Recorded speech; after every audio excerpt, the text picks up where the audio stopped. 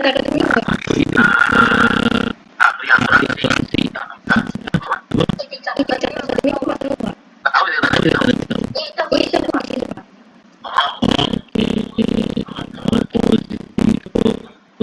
Posisi sama Bu Istri ya, Iya betul Pak. di Pilor ya. Iya betul. Iya, ada lagi yang udah bekerja selain posisi tadi Ada tuh. ya transfer di mana adanya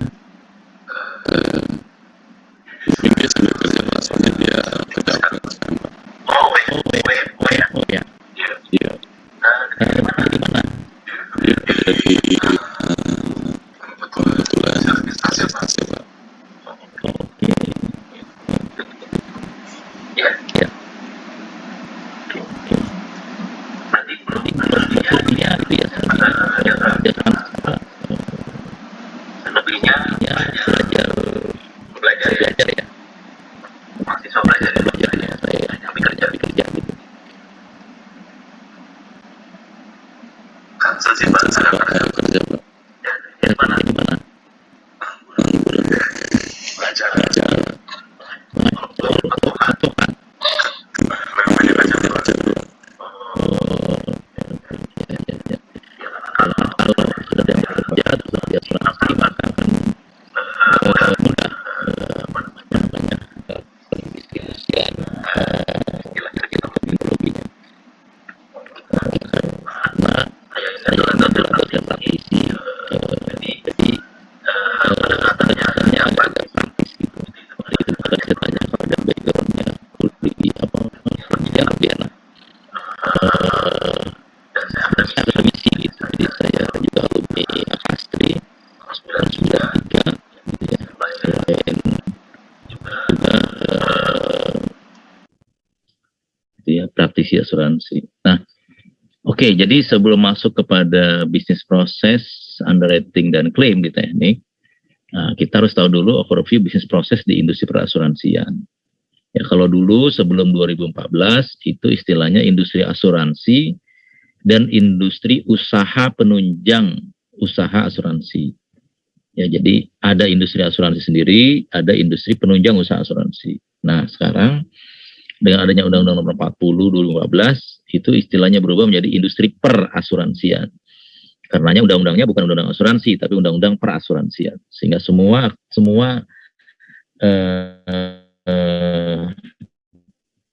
apa namanya usaha kegiatan usaha yang terkait dengan industri asuransi itu disebut dengan industri perasuransian.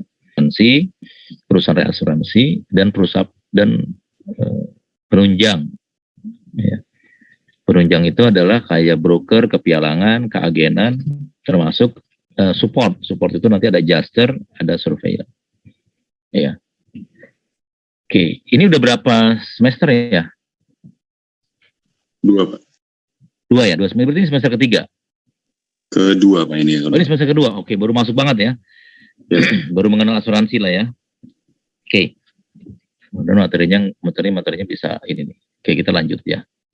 Nah, di dalam industri asuransi itu ada 3 pihak ya, yaitu ada tertanggung gitu ya. Tertanggung itu bisa siapa aja. Bisa penanggungnya ini bisa asuransi jiwa, bisa asuransi kerugian dan penanggung ulang atau reinsurer ya. Ini 3 pihak ini nih. Nah, di 3 pihak ini yang disebut dengan proses teknik underwriting dan claim itu adanya di mana aja? Adanya di aktivitas insurer, itu aktivitas penanggung, dan aktivitas reinsurer, aktivitas penanggung ulang. Itu kan ada proses claim.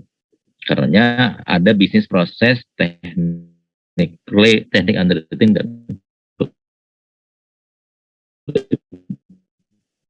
kalau di sini tidak ada, karena ini adalah tertanggung. Jadi proses underwriting dan claim, ya mata kuliahnya ini kan ya. Maka kita akan banyak melihat dari sisi penanggung perusahaan asuransi dan dari sisi penanggung ulang, yaitu perusahaan reasuransi.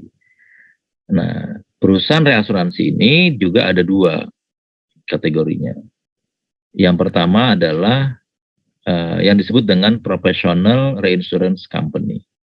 Yaitu yang kita kenal dengan adanya Indonesia Re, adanya Indre Indo, adanya Marein, adanya National Re, ya Nusantara Re, yang terakhir Inare gitu ya.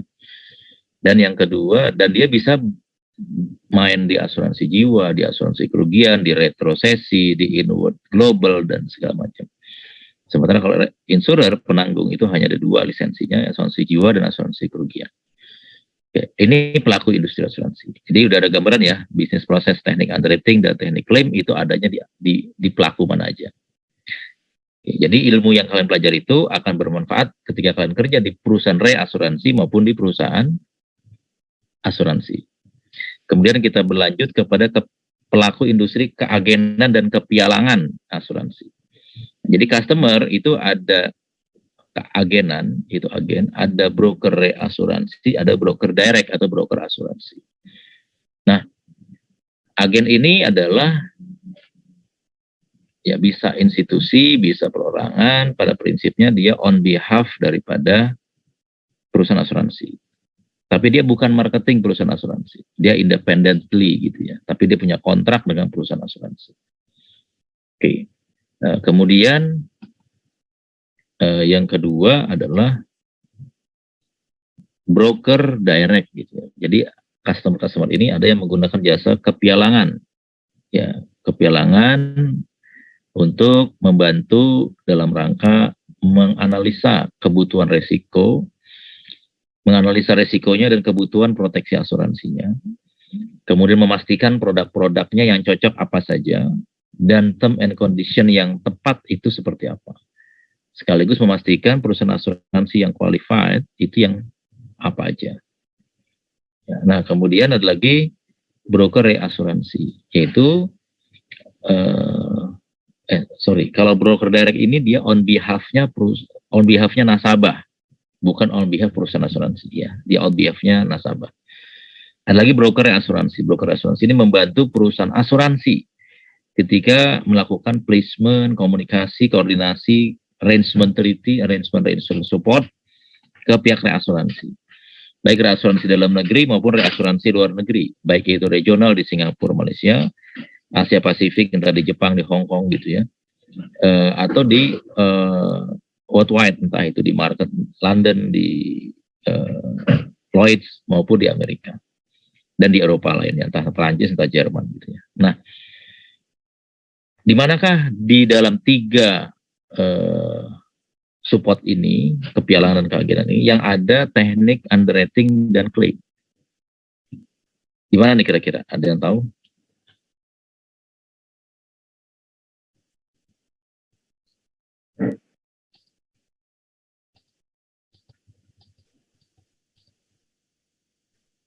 Ada yang tahu kira-kira? Masih kurang tahu, Pak. Oke, nggak apa-apa. Nah, di dalam broker direct tidak ada fungsi underwriting karena dia adalah pialang. Pialang itu kalau bahasa sederhananya makelar. Bedanya adalah kalau makelar tanah kan dia nggak perlu expertise, nggak perlu experience, nggak perlu kompetensi ya. Yang penting dia bisa mendapatkan pembeli dan harganya cocok gitu. Artinya tidak ada risiko hukum lain-lain gitu. Ya, sementara kalau broker ini dia diregulasi oleh undang-undang sehingga harus punya spesifikasi, harus punya kompetensi, harus punya kode etik dan segala macam karena dia bertindak atas nama nasabah sehingga membahayakan nasabah dan juga perusahaan asuransi kalau dia tidak memiliki kompetensi. Mengapa? Karena terkait dengan produk apa atau jenis proteksi asuransi apa yang cocok buat kebutuhan risikonya nasabah. Sehingga jangan sampai ketika terjadi klaim, malah polisnya menolak klaim tersebut. Atau sebaliknya, hal-hal yang malah attitude atau perilaku pengelolaan risiko di brokernya, ini bikin klaimnya ditolak. Ya. Nah, jadi kalau di broker direct ini, fungsi underwriting-nya minimalis. Ya, minimalis. Karena dia tidak dalam konteks menganalisa resiko untuk diakseptasi seperti di perusahaan asuransi. Tetapi kalau bicara ada nggak sih Pak sebenarnya fungsi technicality-nya? Ya, technicality-nya ada. Ya, kenapa? Karena dia walaupun dia lebih banyak dari sisi technicality manajemen resikonya gitu. Bukan dari sisi technicality underwriters-nya. Kenapa? Karena broker direct ini dia harus memiliki kompetensi bisa mengetahui, bisa mengidentifikasi resiko-resiko yang dihadapi oleh tertanggung. Gitu, ya. Nah, jadi misalkan nih, ini idealnya secara rule of the game harus seperti itu. Jadi misalkan tadi Jos itu di perusahaan pemasaran import kertas ya Jos ya. Betul Pak. Nah, ketika ini ada perlu asuransi nggak? Ada resiko nggak? Ada Pak. Resikonya apa? Nah, kalau sendirian Jos menganalisa mungkin belum punya kapasitas dan kapabilitas sehingga bisa saja analisanya tidak komprehensif, ada yang bolong-bolong. Nah, untuk membantu Jos, maka Jos menunjuk broker direct nih, atau pialang asuransi, atau broker asuransi. Nah, broker asuransi ini ngapain? Dia tujuannya untuk duduk bersama dengan manajemennya tempat Jos bekerja, kemudian dia melakukan identifikasi. Resiko-resiko apa yang kalau saja ini terjadi, maka bisa membuat bisnis disruption dan perusahaan bisa terganggu dan bahkan bisa bankrupt yang berakibat kepada karyawan-karyawannya. Nah, disinilah fungsinya broker direct. Jadi dia harus menguasai bukan technicality underwriter seperti di perusahaan asuransi, tapi justru berkemampuan risk management yang harus dominan gitu. Nah, dari situlah dia bisa mengkomunikasikan dengan pihak underwriters, ini loh resiko-resiko yang dibutuhkan. Nah, untuk resiko yang dibutuhkan ini menurut si broker, produk asuransinya ABCD. Luas jaminannya seperti ini, pengecualiannya seperti ini. Nah, nanti underwriter akan menganalisa lebih lanjut. Sudah ada gambaran belum ya? Pak, mohon maaf, suaranya putus-putus. Di akhir-akhir ini, putus ya jaringannya. Di awal atau tadi saya agak lancar sih. Oke, atau saya tutup. Bagus ya? Ya, di Saya awalnya mungkin mesti lancar. di Akhir-akhir stop ini video nih kayaknya nih. Ya, oke. Mudah-mudahan lancar nih karena biasanya kalau ya. Saya ulang. Jadi kalau di broker direct fungsi technicality-nya bukan dari sisi underwriter tapi dari sisi manajemen risiko, lebih banyak di situ. Ya, manajemen risikonya manajemen risiko teknik asuransi. Jadi saya ulang, kayak tadi perusahaannya Jos gitu, dia mau import kertas, misalkan dari mana misalkan dari China misalkan. Nah, sebentar.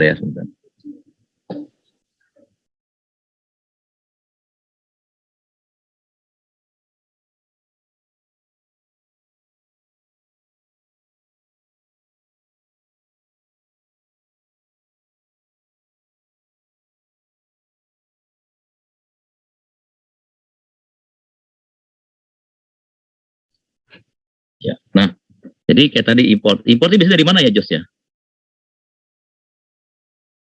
Dari Jepang, dari Amerika, dari Italia. Oh, oke. Anggaplah import dari Amerika. Nah, atau dari Jepang. Nah, maka itu kan harus ada ini resikonya apa sih resikonya? Apa aja biasa resikonya? Misalkan apa aja tuh? Pertama dari sisi transaksi jual belinya gitu kan. Entah modelnya FOB, modelnya CFR, modelnya CIF gitu ya, atau di DP, di DU gitu ya. Nah, itu ada masing-masing resikonya. Nah, itu yang menganalisa adalah broker direct. Dia membantu. Dari situ ada kebutuhan, ini harus ada perlu diproteksi agar jangan sampai ada apa-apa di dalam perjalanan, misalkan tenggelam, misalkan disabotase, atau ada piracy untuk kapalnya gitu ya, atau kebakar gitu. Nah, kemudian ya nggak ada ganti rugi. Yang dirugikan kan pada akhirnya nasabah. Nah, itu contohnya seperti itu, contoh sederhananya.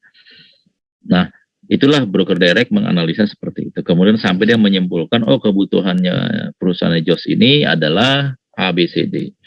ABCD inilah dirangkum dalam sebuah yang namanya quotation yang akan dikomunikasikan, didiskusikan, dan dinegosiasikan dengan pihak underwriting yang ada di asuransi. Dari sini jelas ya?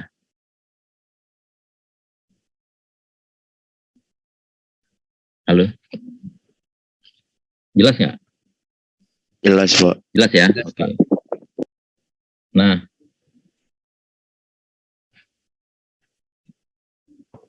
kemudian kalau ada klaim gimana? Broker direct tidak punya kewenangan mengenai klaim. Ya, dia hanya membantu. Ya, misalkan ternyata kapalnya kebakar, barangnya ada yang ikut kebakar, gitu. Atau mungkin anggap sajalah kena percikan drone yang lagi ditembak di Ukraina gitu kan, ya, karena ini dari misalkan dari Eropa, jadi bisa serempet-serempet dikit tuh di dekat sananya misalkan, kena percikan api. Nah, sehingga kapalnya bermanuver, namun di satu titik koordinat tertentu terjadi suatu situasi yang membuat kapal menjadi tidak stabil. Ini contoh aja ya. Nah, sehingga diputuskan untuk menstabilkan kapal itu ada beberapa kontainer yang harus dibuang ke laut biar dia balance sehingga kapalnya bisa stabil sampai ke tempat tujuan. Nah, ternyata ada dari misalkan aja lah dari ini biasa pakai kontainer atau pakai apa ya? Atau palka gitu ya? Kontainer aja, Pak. Kontainer ya. FCL biasanya. Iya, Pak. Oke. Anggaplah 5 kontainer gitu ya import. Nah, ada 3 kontainer harus dibuang ke laut. Dan itu instruksi nakoda. Dia udah dibuang lah ke laut. Sehingga tiba di Jakarta cuma ada 2 kontainernya, 3 kontainer gimana cara ngurus klaimnya nih gitu. Nah, itu broker direct yang tadi ditunjuk sama Jos, dia akan bantu. Dia akan Jos telepon broker directnya, ngasih tahu dan dia akan datang, akan bantu. Akan bantu, kemudian dia membantu. Karena kan dia on behalf customer kan. Dia akan bantu Jos, kemudian dia akan mengkomunikasikan dengan klaim yang ada di perusahaan asuransi. Nah, jadi bisnis prosesnya ketika customer direct berbeda ketika customer menunjuk broker ya. Bisnis prosesnya. Oke. Kemudian kita lanjut ke broker reasuransi. Nah, broker reasuransi itu hubungannya dengan dia on behalf perusahaan asuransi berhubungan dengan pihak reasuransi dalam negeri, luar negeri, bahkan retro di luar negeri. Cara kerjanya kurang lebih mirip dengan broker direct. Bedanya adalah kalau broker direct ini masih mentah, masih ibaratnya masih kalau ibarat orang bangun perumahan ini masih kebon gitu ya. Nah, broker direct ini memapping, membuat tata kelola, tata letak, mana rumah, mana taman, mana irigasi, mana air, mana macam-macam.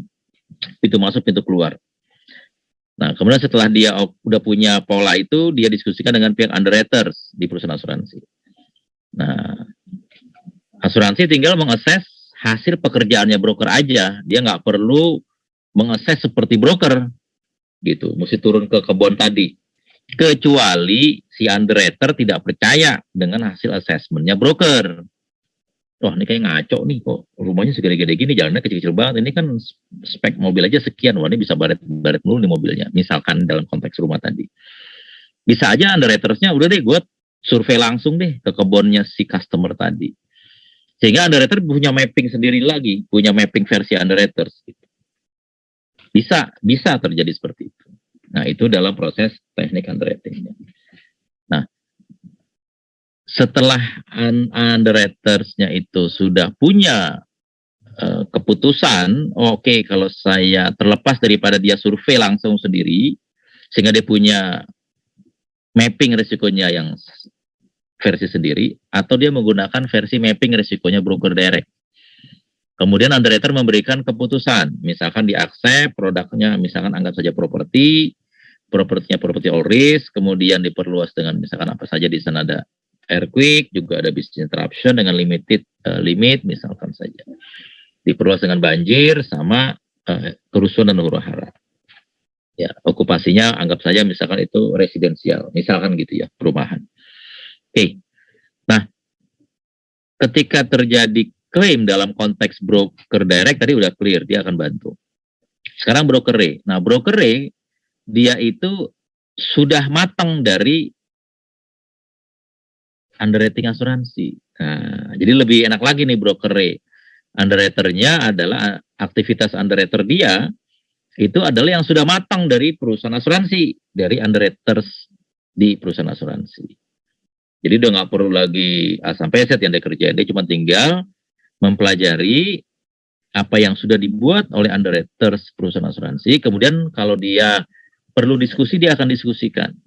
Setelah itu baru broker re akan berkomunikasi, melakukan placement ke reasuransi dalam negeri atau luar negeri, termasuk retronya. Itu untuk dari sisi fungsi underwriting. Dari sisi klaimnya gimana? Sama, broker re di sini sama dengan broker direct. Dia tidak handle claim, tapi dia akan membantu customer-nya, yaitu customer broker re adalah perusahaan asuransi. Membantu perusahaan asuransi untuk mengkomunikasikan dengan reasuransi dan retronya terkait dengan adanya klaim, gitu. Ya, tapi dia nggak punya kewenangan untuk menyetujui atau menolak klaim, dia hanya membantu proses penanganan klaim. Ya, nah itulah broker re, broker direct dengan tadi perusahaan asuransi. Sampai sini jelas? Jelas, Pak.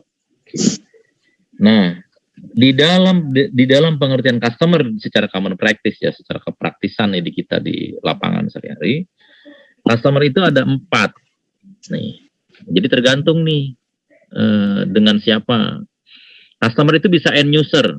End user itu contohnya misalkan tadi si Jos punya rumah tinggal, dia mengasuransikan langsung ke perusahaan asuransi. Berarti customernya perusahaan asuransi itu adalah end user, yaitu Josnya sendiri, karena Josnya sebagai pengguna daripada objek pertanggungan, end usernya. Tapi bisa juga Jos ini tidak bisa mengasuransikan ke asuransi langsung, karena rumahnya lagi proses KPR, ya pengajuan KPR, kan KPR biasanya 15 tahun. Ini misalkan aja ya. Nah, sehingga yang mengasuransikan itu Jos atau banknya? Saya kira sih banknya, Pak. Banknya. Atau kalau yang gampangnya, nah, misalkan nih, Jos sudah kerja, sudah punya uang cukup, wah motor lagi ini nih BCA lagi ulang tahun nih ke 65, murah nih, ada paket ulang tahun, bank mana paket ulang, atau leasing mana gitu ya. Nah, Jos ambil, yang ngasih berapa, udah bisa bawa motor keren lah, bagus. Tiap bulan dipotong dari gaji berapa. Nah, si Jos bisa nggak mengasuransikan motornya tadi ke asuransi langsung? Nggak bisa, Pak. Nggak bisa. Yang mengasuransikan adalah leasingnya atau banknya. Nah, itu customer-nya disebut dengan source of business-nya. Jadi kalau di asuransi dikenal dengan source of business. Itu customer juga, gitu. Yaitu bank QQ atau leasing QQ Jos. Nah, itulah customer kita adalah bukan si Jos. Jadi kalau Jos misalkan komplain ke nasabah, nih gimana sih polisi harusnya nggak akan dilayani karena Jos dianggapnya bukan nasabahnya perusahaan asuransi. Tapi kalau yang nelfon leasingnya itu akan dilayanin karena database-nya emang leasing itu nasabahnya gitu ya. Sampai sini jelas ya? Jelas, Pak. Oke.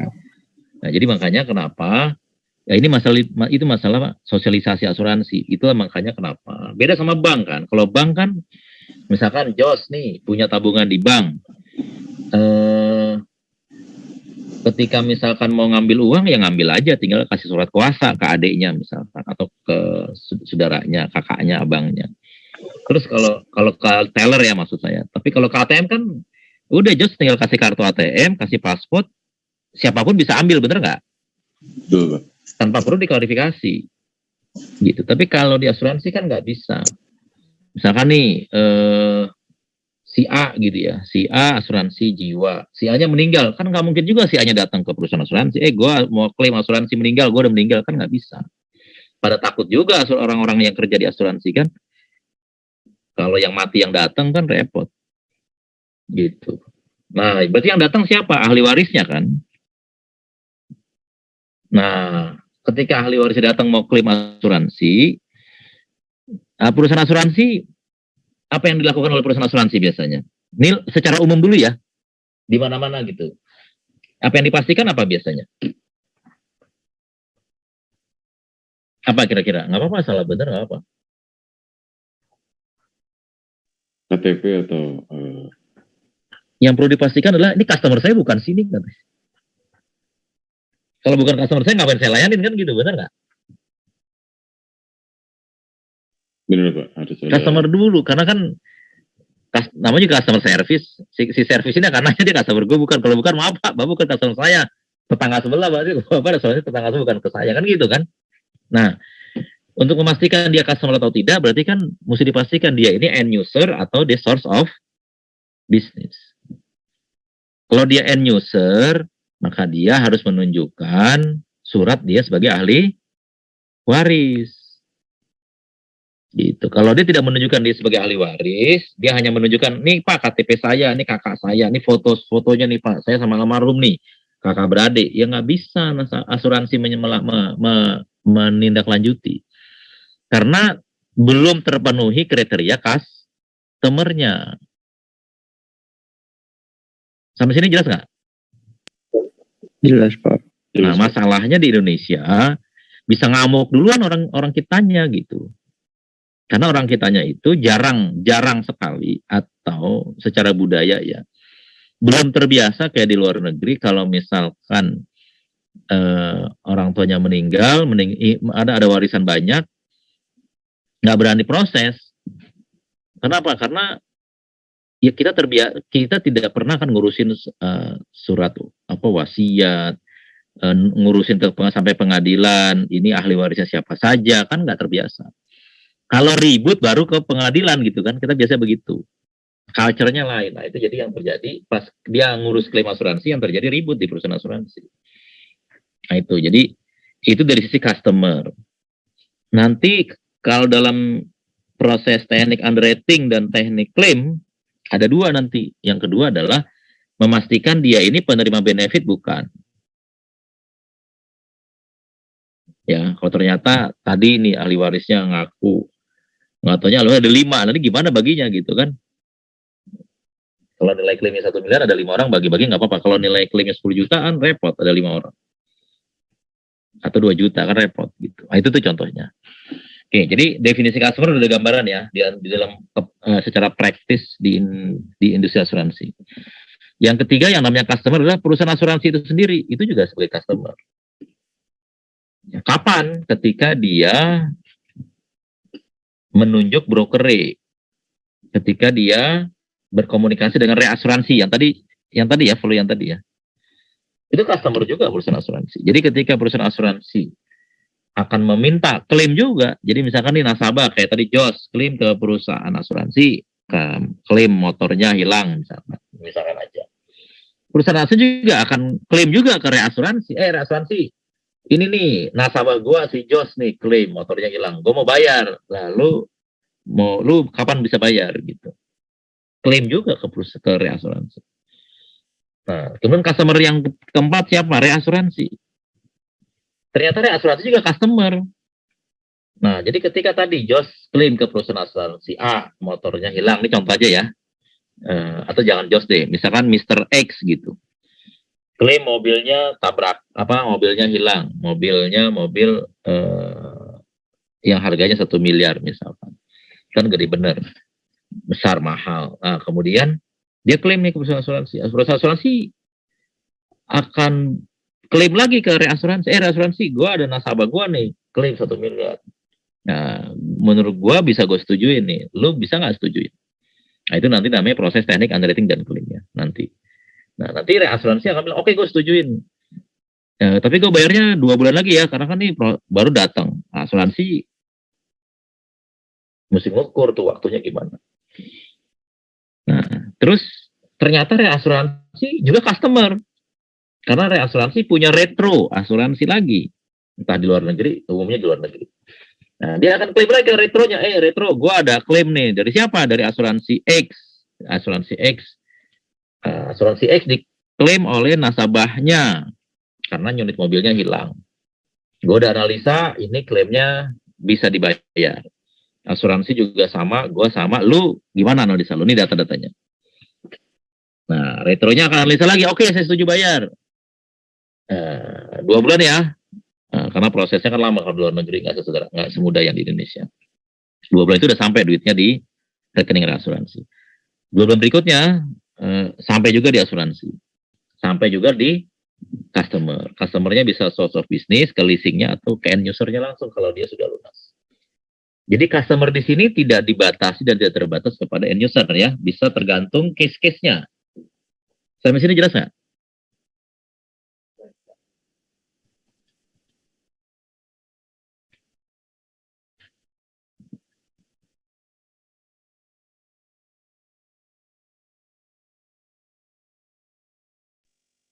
Jelas Pak.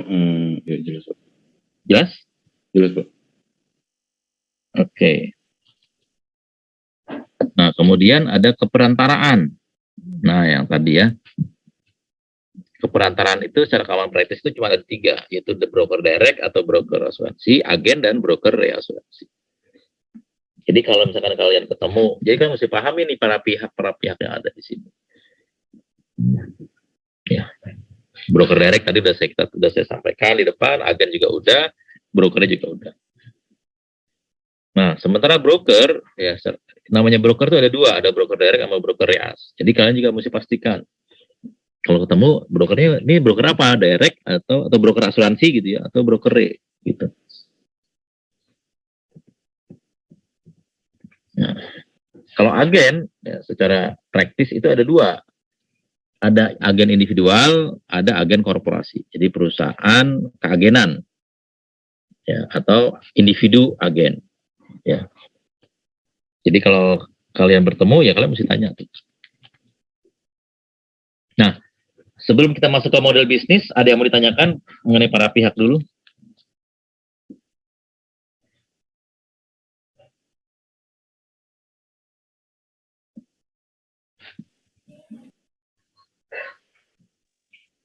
Saya kira sih belum ada sih Pak ya. Yang lainnya jelas? Jelas. Oh, sama saya ini ya, jangan diam, interaktif. Karena kalau interaktif itu ada nilainya, kalau diam malah nggak ada nilainya. Karena kalau buat saya itu yang penting itu karena ini ilmu praktek ya, bukan ilmu teori, jadi ilmu praktek. Jadi kalau ilmu praktek itu banyak diskusinya. Jadi kalian jadi paham. Karena kalau tidak banyak diskusinya, kalian hanya baca buku aja, nanti ujungnya pas terjun ke lapangan bingung karena nggak ada yang sama. Saya kemarin menangis bilang Dalam artian nggak ada yang sama, terdapat beberapa hal yang kadang ekstrim perbedaannya, kadang juga tidak terlalu ekstrim. Pak, menangis Pak, boleh nggak Pak? Pak. Ada yang mau ditanyakan? Silakan. Pak, nanya Pak. Ya, silakan. Volumenya kecil ya, coba dibesarin ya. Oke Pak. Pak, yang nanya Pak, yang tadi kan yang kata Ini siapa ya? Raffi Pak. Raffi. Iya. Oh, ini Raffi Ahmad di sini kuliah. Bukan Pak, saya Pak. Oh, siap. Pak, saya mau nanya, kalau misalnya kan ada penyewa, dia menyewakan rumah bang atau begitu ke orang lain, nanti yang boleh itu asuransi itu Pak, yang punya atau yang nyewa? Kayaknya Raffi punya banyak kontrakan nih kayaknya. Nggak mau nanya nih Pak, tanya saya masih bingung Pak. Ya, jadi ini. Oke. Ini kan balik lagi nih, kata kuncinya selalu ada 3 kan. Tertanggung, penanggung, sama reasuransi. Ya, 3 ini aja nih, 3 kata kunci. Nah sekarang tadi yang punya kontrakan siapa?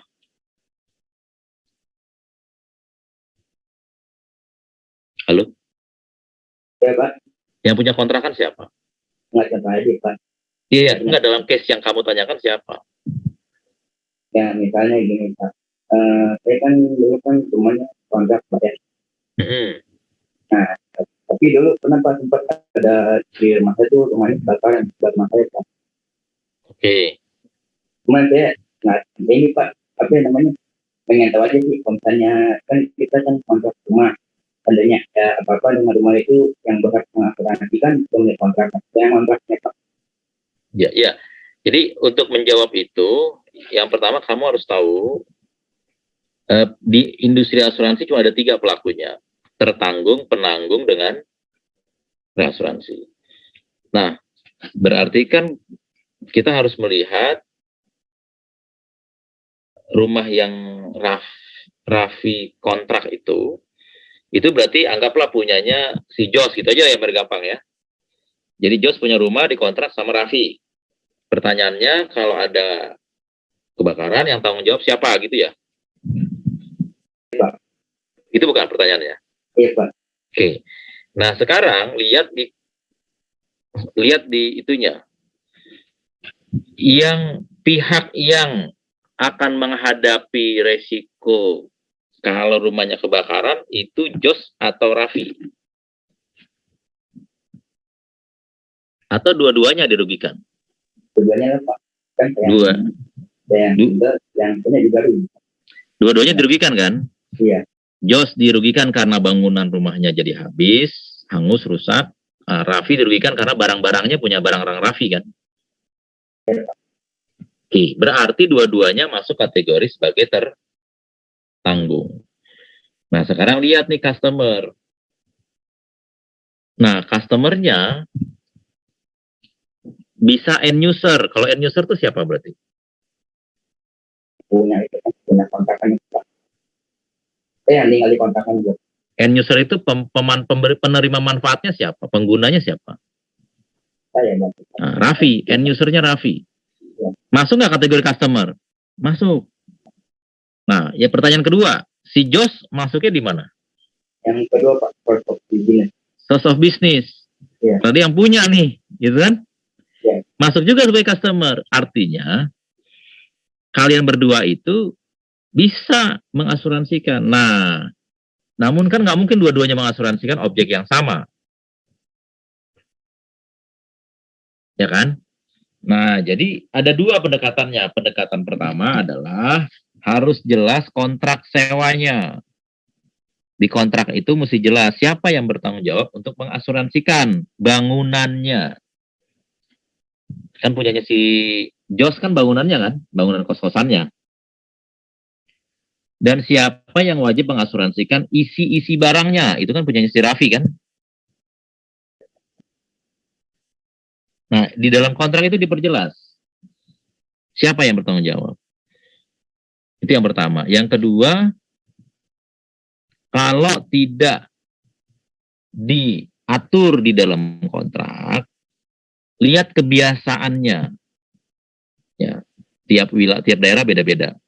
Ya, kalau di setahu saya gitu ya, kayak di Eropa, di Jerman terutama, itu kalau kita ngontrak tidak ada klausul kayak gitu, tapi sudah menjadi common practice, itu tanggung jawabnya yang nyewa bangunan itu. Sehingga kalau kita mau meninggalkan tempat rumah yang kita sewa tadi, atau flat apartemen yang kita sewa, itu harus mengembalikan ke posisi sebelum kita sewa. Jadi nggak bisa main tinggal aja itu. Gitu. Nah, itu common practice-nya. Nah, di Indonesia ini kan nggak jelas. Ada yang main tinggal kabur sebelum waktu kosnya habis kan? Ya, sebelum rumah kontrakannya berakhir udah tinggal kabur.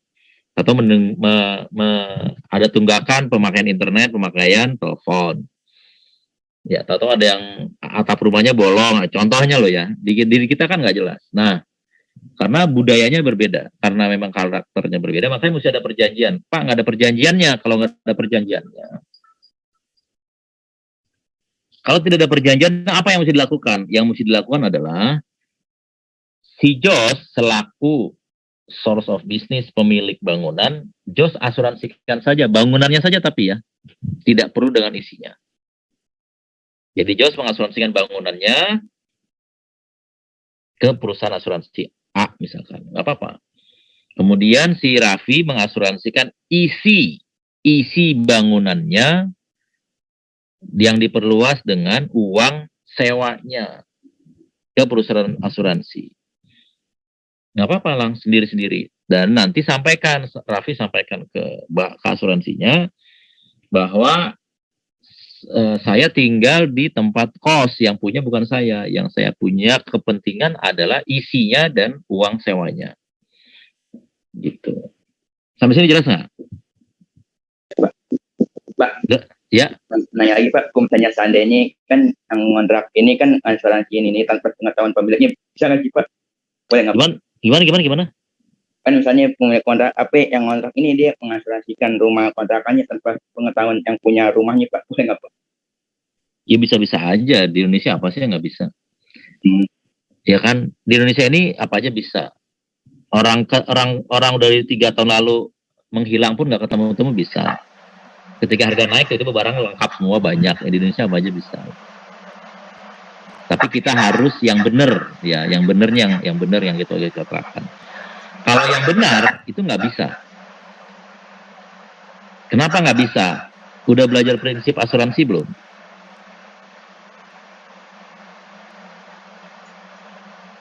Belajar prinsip asuransi belum?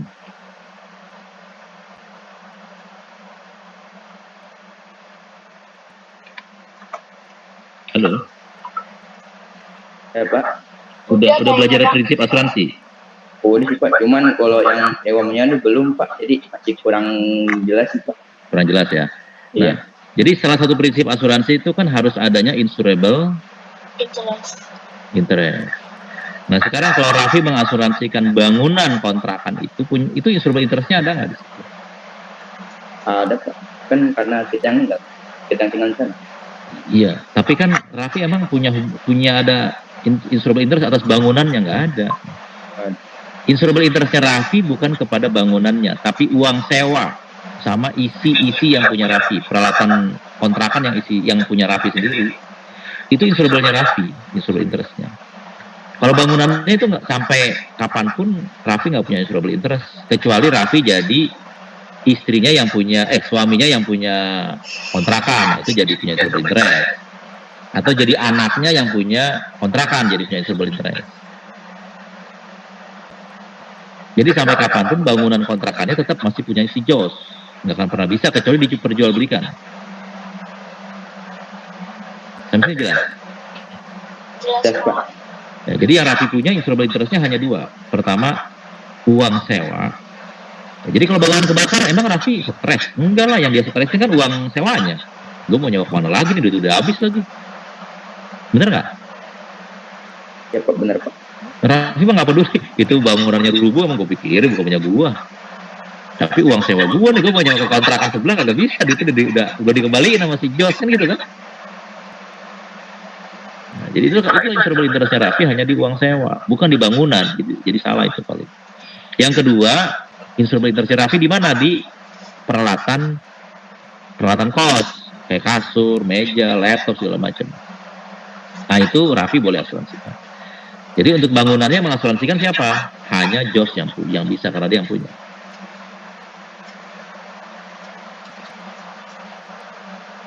Jelas nggak? Jelas Pak. Pak, cara ngasuransiinnya tuh gimana Pak? Cara gimana? Cara ngasuransikan, kan ini kan masih jadi mahasiswa ya. Pengen gitu punya asuransi, gimana caranya Pak? Pengen punya asuransi? Sorry, ini mau asuransi apa dulu nih? Mau punya perusahaan asuransi atau?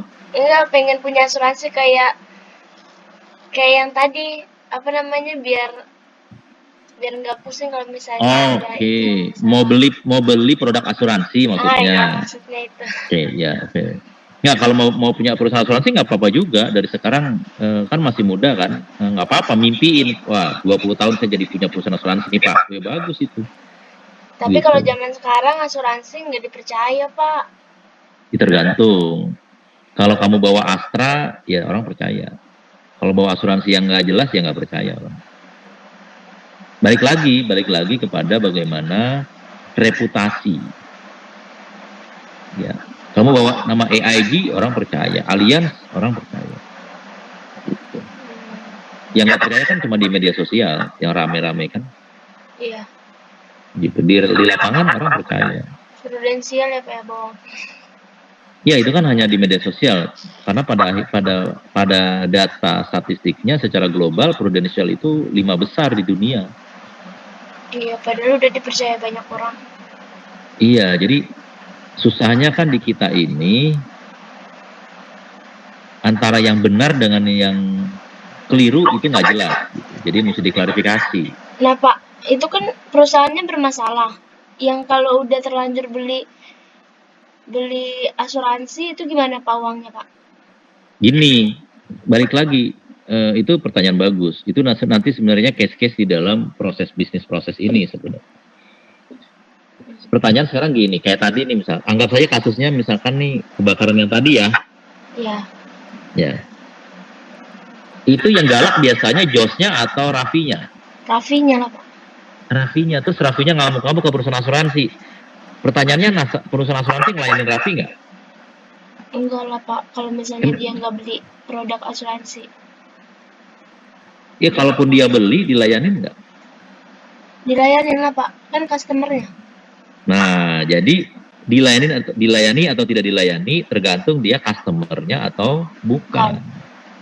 Nah, di Indonesia ini seringkali customernya si Jos yang disuruh datang orang sekampung yang nggak ngerti apa-apa, rame-ramein lah, masuk berita segala macam gitu.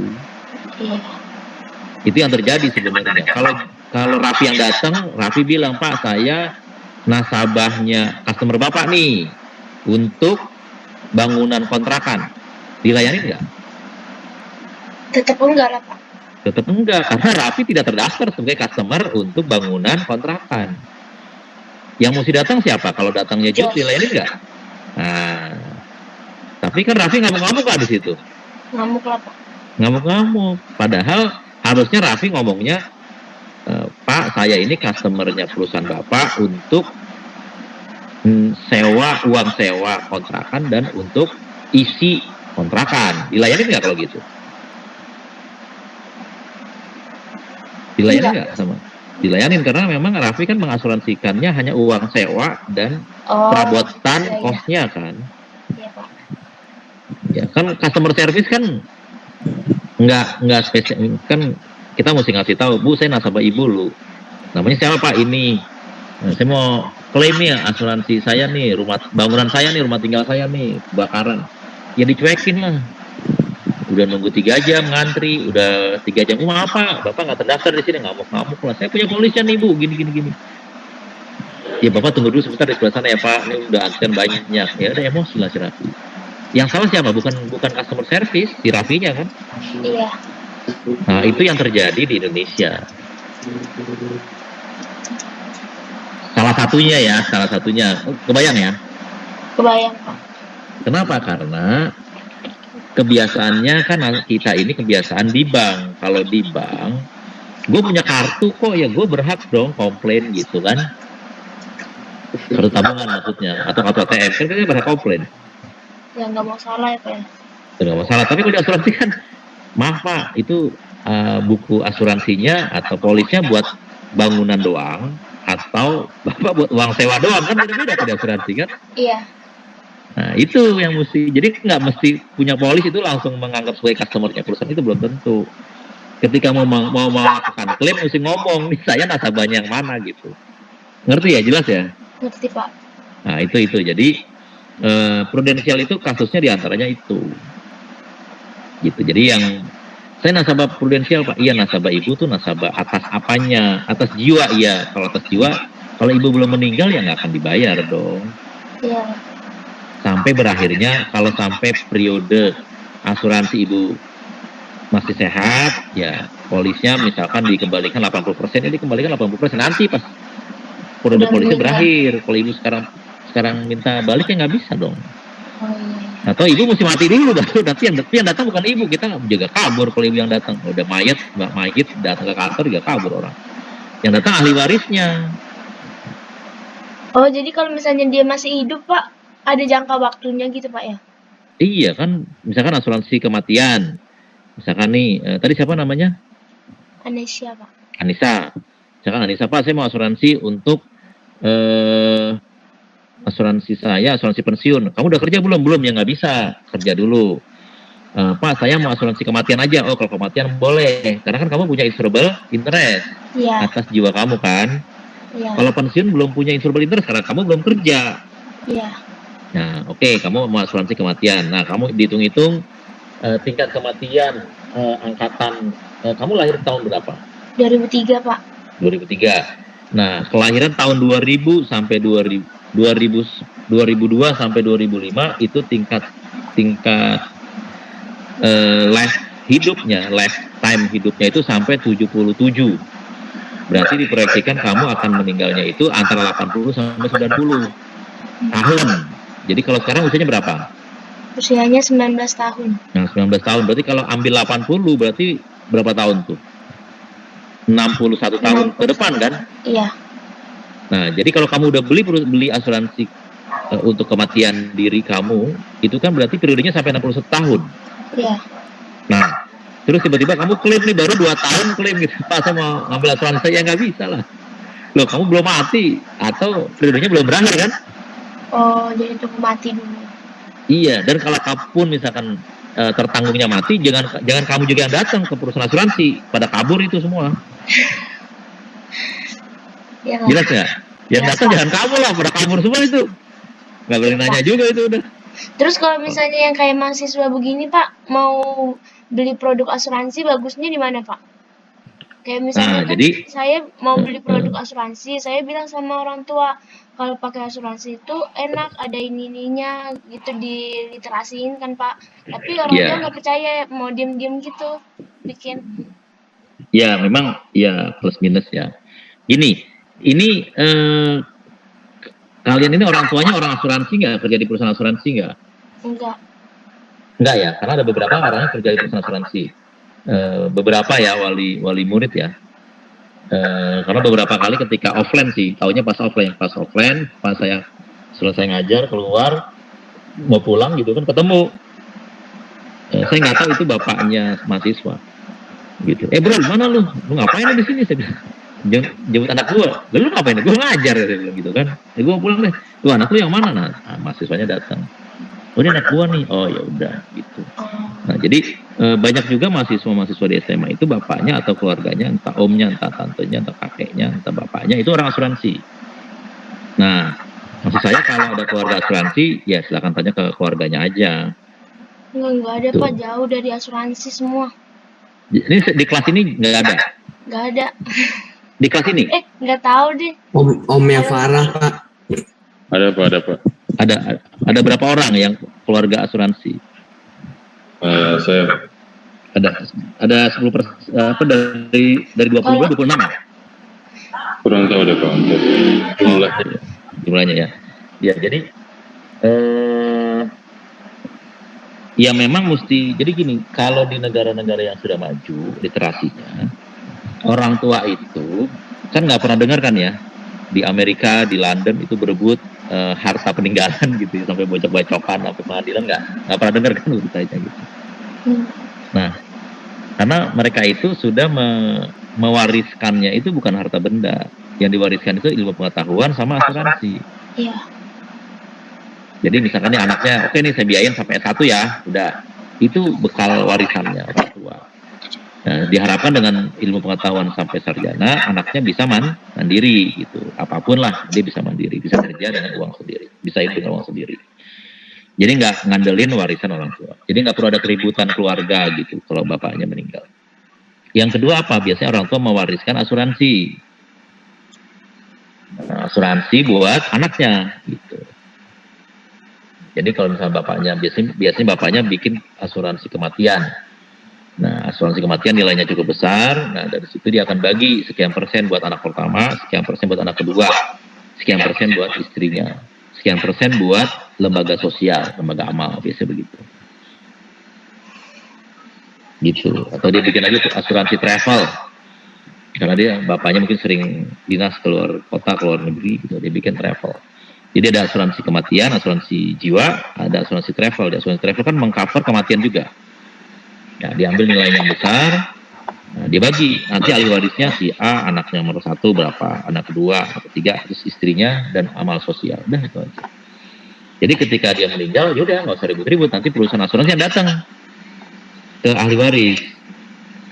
Gitu, datang ke ahli waris, dia sampaikan, Bapak Ibu ini ada polisnya, ahli warisnya ini udah disebutin nih. Si A, si B, si C berikut persentasenya. Udah dicairin, selesai udah, nggak ada ribut-ribut. Gitu. Itu di luar negeri. Di Indonesia kan tapi belum seperti itu gitu. Gitu kan. Nah, jadi pertanyaan bagus. Nanti mungkin pas sesinya nanti mungkin enaknya pas offline sih ya. Kalau online ini susah sih, waktu terbatas sih.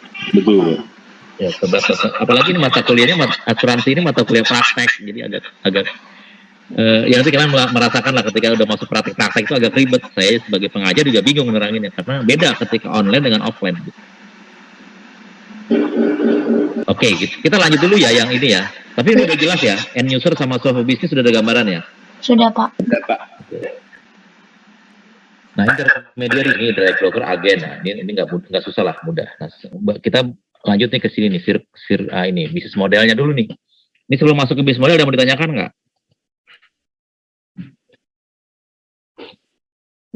Istilah-istilah tadi ada? Cukup? Oke. Ini kan tadi saya settingnya itu Zoom-nya 2 kali ya. Zoom meeting-nya, conference-nya. Nah, kenapa saya bikin 2 kali? Karena kalau saya bikin 2 kali, seringnya itu lebih dari 40 menit lancar terus tuh. Kayak sekarang kan lebih dari 40 menit ya. Nggak mati gitu. Tapi kalau saya bikin Zoom conference sekali, itu 40 menit langsung mati gitu. Ini iya kan, nggak mati, biasanya mati loh, 40 menit mati itu langsung. Ya jadi emang kadang-kadang di online ini hal-hal yang kayak gitu terjadi. Jadi maksud saya nanti ketika ini selesai, jadi Zoom yang kedua nggak perlu lagi diikutin karena udah selesai. Udah di double di sini jelas ya. Gitu. Ya.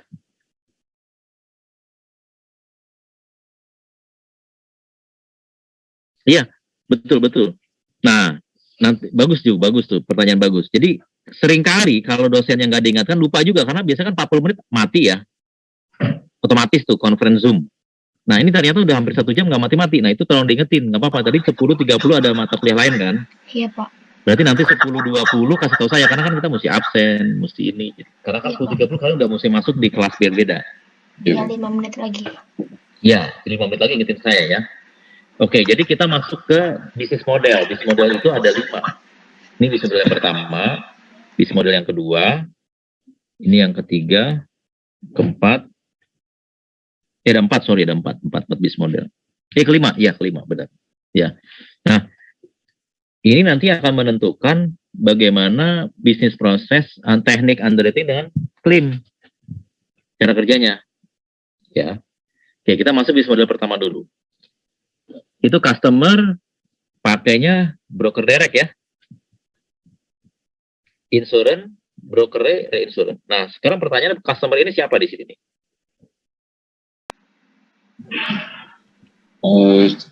Kayak Bapak, Pak. Apa? Misalnya Bapak langsung jadi customer gitu. Iya, kan customer di sini kan ada di sini. Nah, ini jangan lupa nih. Nih. Ini aja nih. Kalian masih paham ini, bicara customer di sini siapa nih? End user, apa software bisnis, apa insurance, apa reinsurance di dalam bisnis proses di sini. Nah, bisnis model yang pertama nih, customer di sini siapa? Kalau customernya asuransi mungkin nggak mungkin. Customer asuransi nggak mungkin. Jadi customer siapa?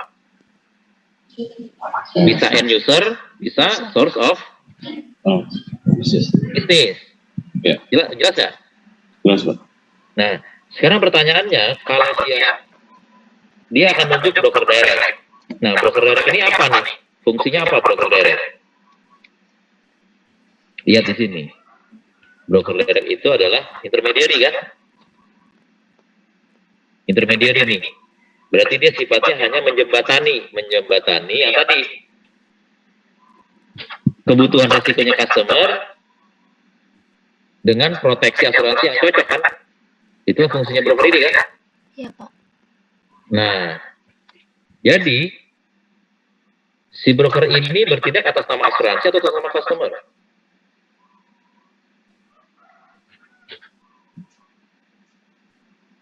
Customer. Nah, jadi oke.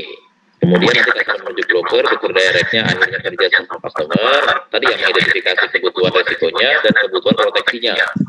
Habis itu broker direct diskusi sama asuransi, dapatlah suatu kesepakatan. Nah, kesepakatannya apa? Nah, itulah berbentuk polis segala macam. Nah, asuransi itu menunjuk broker. Nah, broker ini siapa? Intermediary juga kan? Iya, Pak. Nah, broker ini mengkomunikasikan ke asuransi. Jadi apa yang didealkan, yang disepakati antara customer broker dengan asuransi, ini juga yang akan dibawa oleh broker ke asuransi. Tujuannya apa? Tujuannya agar kalau ada terjadi kebakaran, misalnya rumah tinggal lah ya kebakaran, polis di sini mengganti ini klaimnya, kerugiannya diganti. Nah, maka di sini ganti juga nggak? Ganti juga nggak? Harusnya ganti juga nggak? Ganti. Jadi ketentuan yang ada di reasuransi ini tidak boleh lebih sempit daripada yang ada di asuransi.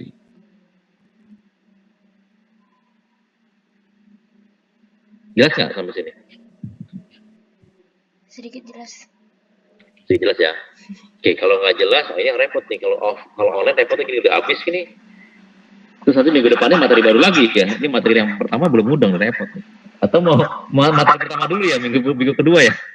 Pertemuan kedua ya. Nah, itu repotnya kalau online repotnya begini nih. Materinya padat tapi waktunya terbatas. Oke, jadi kenapa mesti sama? Minimum sama, jangan lebih sempit. Reasuransi harus lebih sama atau lebih luas, tidak boleh lebih sempit dari polis asuransinya. Kenapa? Ada yang tahu? Biar seimbang, Pak. Iya, itu benar, tapi yang lebih tepat adalah agar ketika perusahaan asuransi setuju membayar kerugiannya customer, maka perusahaan asuransi bisa dapat penggantian nilai klaim dari asuransi. Karena jenis proteksinya yang diterbitkan oleh perusahaan asuransi ke customer, ya polis, itu juga diproteksi oleh asuransi. Sama nih, nggak beda. Jadi kalau asuransinya bayar, reasa juga harus bayar. Asuransi tolak, reasa juga tolak. Jadi asuransi tidak rugi. Tergantung insurance. Tergantung insurance. Nah, yang berbahaya adalah ketika ada perbedaan. Jadi asuransi terbitin polis buat customer, bilangnya menjamin, tapi reasuransi menerbitkan slip buat asuransi, bilangnya menolak. Berarti ada perbedaan kan? Iya. Nah, berbahayanya adalah ketika terjadi resikonya terjadi, customer akan diganti dong sama asuransi kan? Iya, Pak. Tapi asuransi belum tentu diganti oleh asuransi. Nah, kalau udah kayak gini biasanya asuransinya bangkrut. Karena bayar dari kantong sendiri gitu. Sampai sini udah ada gambaran? Sudah, Pak. Oke.